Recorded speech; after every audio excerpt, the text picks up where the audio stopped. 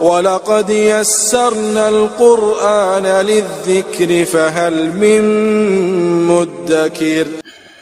آج انشاءاللہ تعالی ہم سورۃ المائدہ کی آیت نمبر 55 اور 56 پڑھتے ہیں اور اس کو سمجھنے کی کوشش کرتے ہیں۔ اعوذ باللہ من الشیطان الرجیم، بسم اللہ الرحمن الرحیم۔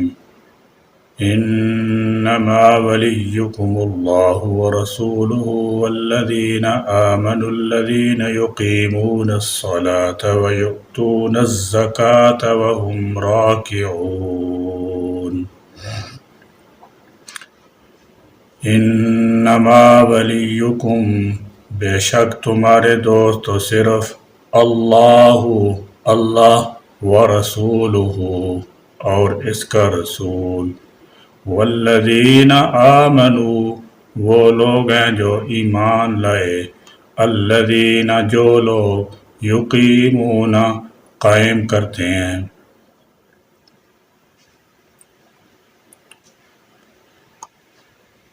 جب یہود و نصارہ کی دوستی سے منع فرمایا گیا تو اب اس سوال کا جواب دیا جا رہا ہے کہ پھر وہ دوستی کن سے کریں؟ فرمایا کہ اہل ایمان کے دوست سب سے پہلے اللہ اور اس کے رسول ہیں اور پھر ان کے ماننے والے اہل ایمان ہیں۔ آگے ان کی مزید صفات بیان کی جا رہی ہیں، یعنی مسلمانوں کی دوستی دشمنان اسلام کے بجائے اللہ اور اللہ کے رسول صلی اللہ علیہ وسلم اور ان ایمان والوں سے ہونی چاہیے جو نیک عمل کرتے ہوں۔ بعض حضرات نے اس آیت میں الذین آمنوا سے حضرت علی رضی اللہ تعالی عنہ کو مراد لیا ہے، بعض نے حضرت ابوبکر صدیق رضی اللہ تعالی عنہ کو، اور بعض نے حضرت عبادہ بن صامت رضی اللہ تعالی عنہ کو، لیکن اصل میں یہ آیت تمام صالح مسلمانوں کو شامل ہے، اور ولی بنانے سے مراد حکمران اور خلیفہ بنانا نہیں ہے بلکہ دوستی اور محبت کا تعلق رکھنا مراد ہے۔ خود امام زین العابدین رحمۃ اللہ علیہ کے صاحبزادے محمد بن علی رحمۃ اللہ علیہ سے دریافت کیا گیا کہ کیا الذین آمنوا سے حضرت علی رضی اللہ تعالی عنہ مراد ہے؟ تو فرمایا علی رضی اللہ عنہ بھی مومنوں میں شامل ہیں، یعنی تمام مسلمان مراد ہیں، جس میں حضرت علی بھی داخل ہیں۔ اگر صرف حضرت علی یا کوئی خاص صحابی مراد ہوتے جیسا کہ شیعوں کا تصور ہے تو اللہ سبحانہ و تعالی ان کا نام ذکر فرما دیتے، یا کم سے کم جمع کی بجائے واحد کا صیغہ استعمال کیا جاتا۔ وَيُقِيمُونَ الصَّلَاةَ اور قائم کرتے ہیں نماز، وَيُؤْتُونَ اور دیتے ہیں الزَّكَاةَ زکوٰۃ، وَهُمْ اور وہ راکعون رکوع کرنے والے ہیں۔ فرمایا انما ولیکم اللہ ورسولہ، بے شک تمہارا دوست اور رفیق حقیقت میں اللہ تعالی جل شانہ ہی ہے، والذین آمنوا اور اے اہل ایمان، والذین آمنوا اور اہل ایمان بھی تمہارے دوست ہیں۔ یہ اس بات کی طرف اشارہ ہے کہ دوستی اللہ، اس کے رسول اور اہل ایمان سے ہونی چاہیے۔ اگر تم اس معیار پر پورے اترے تو اللہ تعالی جل شانہ غلبے کی صورت بھی پیدا کر دے گا، اور یہود و نصارہ اور مرتدین تمہارا کچھ نہیں بگاڑ سکیں گے۔ تمہارا کام یہی ہے کہ تعلق باللہ قائم رکھو، اسی کے مطیع و فرمانبردار بن جاؤ، خداوند تعالی کو اپنا کارساز، متولی اور مالک سمجھتے ہوئے تمام کام اسی کی رضا کے مطابق سر انجام دو۔ اللہ کے رسول کے ساتھ محبت کرنا بھی جزو ایمان ہے، اور اس کی بہترین صورت یہ ہے کہ آپ صلی اللہ تعالی علیہ وسلم کے بتلائے ہوئے طریقہ کو اپنا لو، اور آپ صلی اللہ تعالی علیہ وسلم کی سنت کو زندہ رکھو۔ اسی طرح اندرونی طور پر ربط و ضبط اور دوستی ایمان والوں کے ساتھ ہونی چاہیے۔ ان کے ساتھ اتحاد و افاق ہی کے ذریعے دشمن کا مقابلہ کیا جا سکتا ہے۔ اگر ان امور کی انجام دہی کرتے رہو گے تو دشمن کبھی غالب نہیں آ سکتا۔ انتم الاعلون ان کنتم مؤمنین، اگر تم مومن ہوگے تو غلبہ تمہارا ہی ہوگا۔ آگے اللہ تعالی جل شانہ ان مومنین کی صفات بیان فرمائی ہیں جن کی دوستی کی ترغیب دی گئی ہے۔ فرمایا تمہارے دوست وہ ہونے چاہیے الذین یقیمون الصلاۃ، جو نماز قائم کرتے ہیں۔ نماز تعلق باللہ کا بہترین ذریعہ ہے۔ یہ خدا تعالی کا قرب دلانے والی عبادتوں میں سے بہترین عبادت ہے۔ فرمایا تمہارے مومن دوست وہ ہوں گے وَيُؤْتُونَ الزَّكَاةَ، جو زکوٰۃ ادا کرتے ہوں۔ ظاہر ہے کہ زکوٰۃ کے دو فائدے ہیں۔ اس کی وجہ سے انسان کے ذہن میں سے حرص و بخل کا مادہ خارج ہوتا ہے، یعنی انسان کو مہذب بنانے والی چیز یہی زکوٰۃ ہے۔ زکوٰۃ کا دوسرا فائدہ یہ ہے کہ اس سے غرباء و مساکین کی حاجات پوری ہوتی ہیں۔ یہ انسان کو پاکیزہ دلانے والی چیز ہے۔ نماز بدنی عبادت ہے اور زکوٰۃ مالی عبادت، دونوں چیزوں کا آپس میں ربط ہے۔ سورہ توبہ میں کفار و مشرکین کے متعلق فرمایا کہ اگر وہ توبہ کر لیں وَأَقَامُوا الصَّلَاةَ وَآتُوا الزَّكَاةَ فَإِخْوَانُكُمْ فِي الدِّينِ، اور وہ نماز ادا کرنے لگیں اور زکوٰۃ دینے لگیں تو وہ تمہارے دینی بھائی ہیں۔ غرض کے ایمان لانے کے بعد نماز و زکوٰۃ کی ادائیگی اولین عمل ہے جس کے بغیر ایمان کا اعتبار نہیں کیا جا سکتا۔ فرمایا اہل ایمان کی ایک صرف یہ بھی ہے وَهُمْ رَاكِعُونَ، وہ رکوع کرنے والے ہیں۔ صاحب روح المعانی اور امام بیضاوی رحمۃ اللہ تعالی علیہما فرماتے ہیں کہ یہاں رکوع سے مراد صرف نماز والا رکوع نہیں بلکہ اس سے مراد عاجزی اور انکساری ہے۔ بعض دوسرے مفسرین کرام رحمۃ اللہ علیہ فرماتے ہیں کہ یہاں پر رکوع کا خصوصی تذکرہ یہودیوں کے ساتھ امتیاز کی وجہ سے ہے۔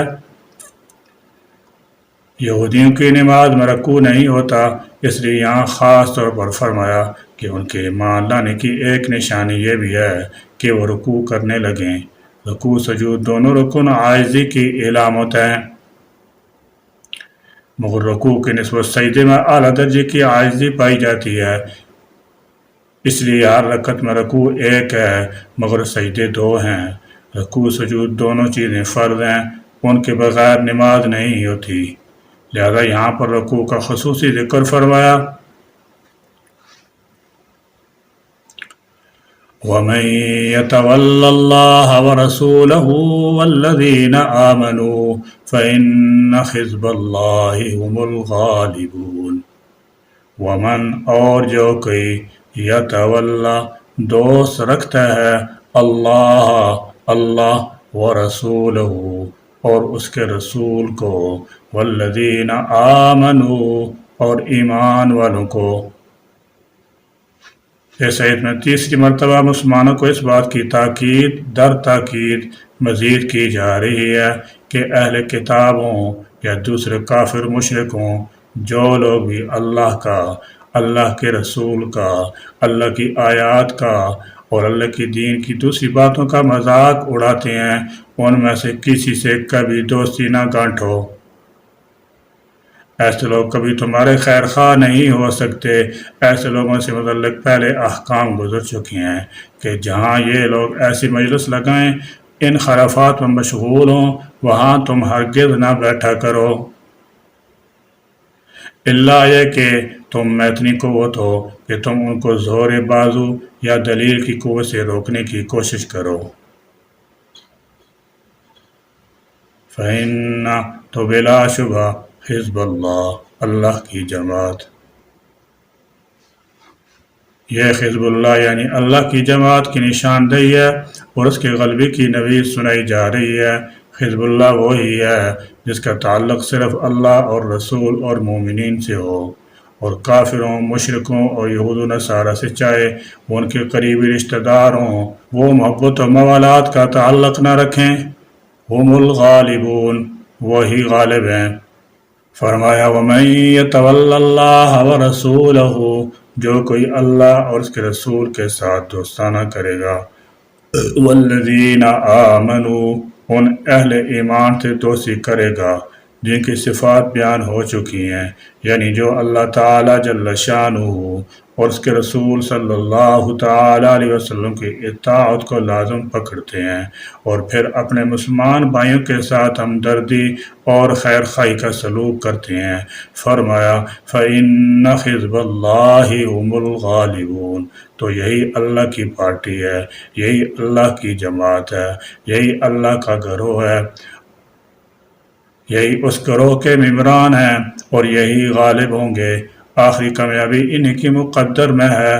سورہ مومن میں فرمایا اِنَّا لَنَنْصُرُ رُسُلَنَا وَالَّذِينَ آمَنُوا فِي الْحَيَاةِ الدُّنْيَا وَيَوْمَ يَقُومُ الْأَشْهَادُ، ہم اپنے انبیاء اور اہل ایمان کی دنیا میں بھی مدد کریں گے اور قیامت والے دن بھی مدد کریں گے جبکہ مدد کی سب سے زیادہ ضرورت ہوگی۔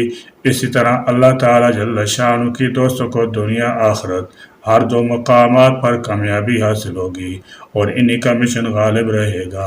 آخرت میں خاص طور پر ان کے حق میں گواہیاں ہوں گی، ان کے درجات بلند ہوں گے، وہ عذاب سے بچ جائیں گے، غرض کہ اللہ کا گروہ ہی غالب رہے گا۔ اگر دنیا میں کبھی مسلمانوں کو شکست آ جائے یا کسی معاملہ میں کمزوری واقع ہو جائے تو سمجھ لینا چاہیے کہ اس آیت میں بیان کردہ صفات میں کمی واقع ہو گئی ہے۔